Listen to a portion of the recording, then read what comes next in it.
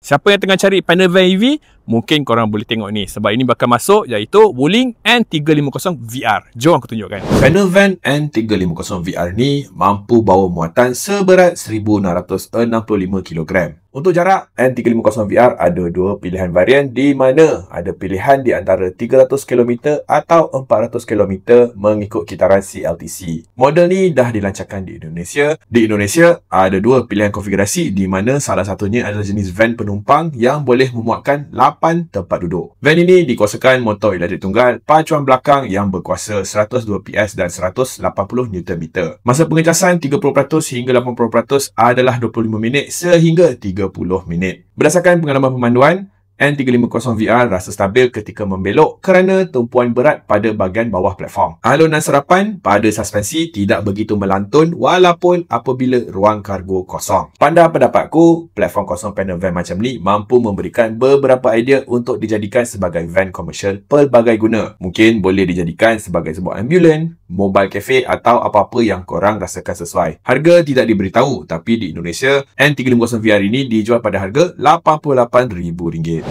Jadi, dengan bukaan yang terlalu besar dan pintu panel belakang yang boleh dibuka di kedua belah, aku rasakan kalau korang tengah cari base untuk jadikan camper van, ini mungkin korang boleh pertimbangkan. Menarik weh.